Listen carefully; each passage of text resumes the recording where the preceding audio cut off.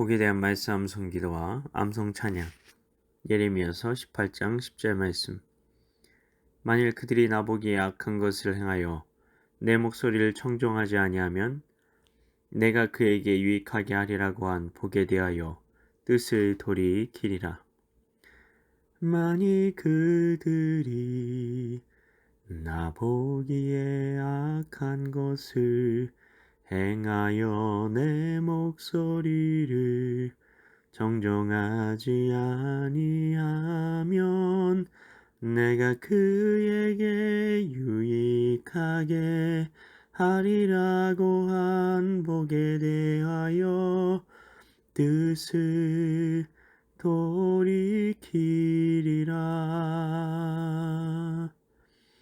말씀 기도입니다. 하나님 아버지, 하나님께서는 무조건적으로 우리를 사랑하시는 것 아닌가요? 그런데 우리에게 복을 주시겠다고 하셔놓고 내 말을 안 들으면 뜻을 돌이키겠다고 하시다니요. 부모님들도 그렇게 안 하실 것 같은데요. 진짜 사랑이 많은 부모는 아낌없이 주는 나무같이 다 주면서도 더 줄 것이 없나 하지 않나요? 그런데 하나님께서 그렇게 하시는 이유는 무엇인가요?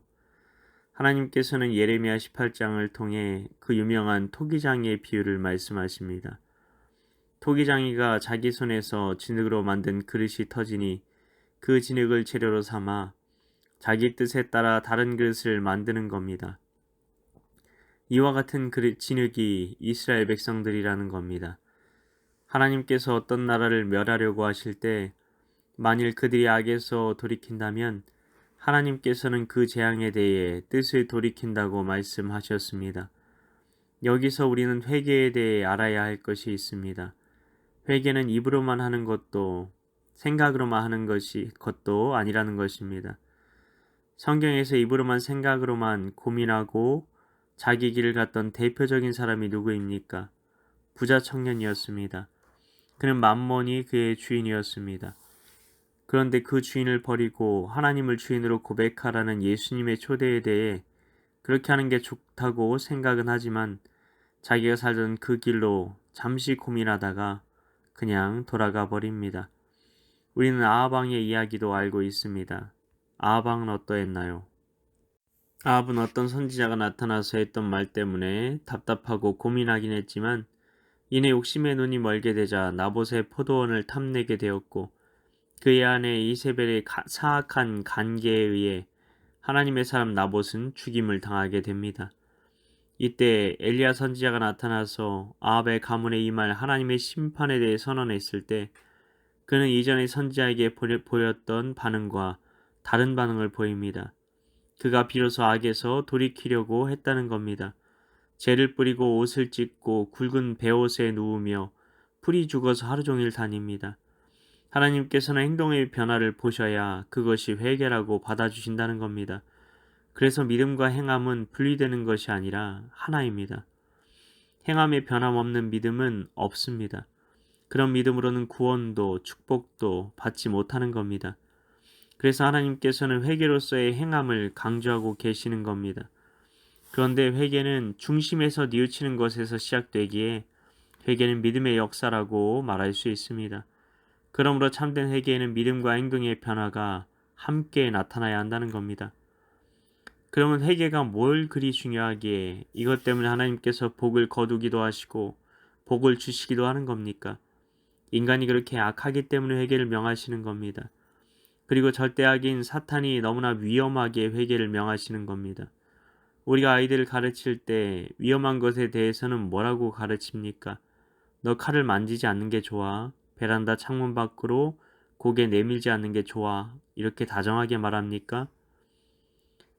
칼을 만지면 손에 피가 나. 창문 밖으로 고개 내밀면 추락하라고 가르칩니까? 절대 하면 안 되는 것에 대해서는 절대적으로 금해야 하고 어떤 일이 일어나는지 분명히 보여주어야 합니다. 부모만 그러는 것이 아니라 사회에서도 졸음운전은 황천길로 가는 지름길이라고 말하고 있고 엘리베이터 안에서도 기대면 추락하는 그림이 그려져 있습니다. 우리 모두는 지금 영적인 위험 속에서 살아갑니다. 하나님을 믿는 사람들은 안전지대에 있습니다. 그러나 얼마든지 말씀에서 좌로나 우로나 치우치면 죄의 늪, 죄의 낭떠러지, 죄의 구렁텅이 등에 빠질 수 있는 겁니다. 그러니 곧장 앞만 보고 가야 하는 겁니다. 말씀에서 벗어나서 사는 순간 영적인 위험에 노출되는 겁니다. 이것을 바로 말해주지 않고 그냥 말씀 밖에서 적당히 세상과 타협하면서 살아도 나중에 주일에 한번 와서 죄 씻으면 된다고 말하는 것처럼 위험한 주장이 있을까요? 이것도 앞에서 이야기한 믿음과 관련이 있습니다. 주일에 한번 와서 죄 씻으면 되지라고 생각하면서 세상에서 즐길 것 다 즐기고 세상과 똑같이 사는 사람이 주일에 와서 보혈의 몸을 씻으려고 하는 것에 대해 히브리서는 뭐라고 말할까요? 히브리서 6장에 보면 그들이 하나님의 아들을 다시 십자가에 못 박아 드러내놓고 욕되게 함이라고 말씀합니다. 이미 믿음이 타락한 거죠. 그런 믿음으로 어떻게 보혈의 능력이 그에게 효험을 발휘할 수 있겠습니까? 그러니 점점 마음이 완고해지고 세상을 닮아가고 결국 거룩한 삶을 사는 것, 예수님의 제자로 살려고 하는 삶에 대해 너만 예수 믿냐, 유난 떨지 말아라 는 말을 하는 사람이 되는 것입니다. 물론 우리는 연약합니다. 실수도 합니다. 넘어지기도 합니다. 그러나 그게 당연한 것이 될 수는 없죠. 마귀가 없다면, 죄가 없다면 그렇게 해도 위험하지 않을 겁니다. 그런데 죄가 있고 마귀가 있고 그리고 하나님의 심판과 지옥이 있습니다. 그렇기 때문에 하나님께서는 복과 저주는 복이 없는 상태를 말하는데 이 두 가지를 계속해서 성경에서 말씀하실 수밖에 없었다는 겁니다. 마치 어린아이에게 뭐가 하면 위험하고 뭐는 해도 안전한지를 말씀해 주시기 위해서요. 영적인 세계에는 무지한 우리를 향하신 하나님의 깊으신 사랑과 세심한 배려하심 그리고 하나님의 풍성한 자비와 은혜와 긍휼과 용서가 성경에 녹아져 있습니다. 이런 눈으로 성경을 보아야 우리는 하나님에 대해 오해하지 않는 겁니다. 하나님 아버지, 우리가 하나님에 대해 오해하며 살고 있지 않습니까? 그래서 어떤 이들은 세상과 똑같이 살기도 하고 어떤 이들은 하나님이 우리 부모님만도 못하다고 주장하며 하나님과 적당히 거리두기를 하면서 살아가기도 합니다. 우리가 하나님께서 얼마나 좋으신 하나님이신지 더욱 알게 하소서, 배워가게 하소서, 오해의 눈으로 하나님과 거리두기를 하고 자기 기준에 따라 살아가는 것이 아니라 오직 주의 말씀 안에서 좌로나 우로나 치우치지 않고 믿음으로 살게 하소서.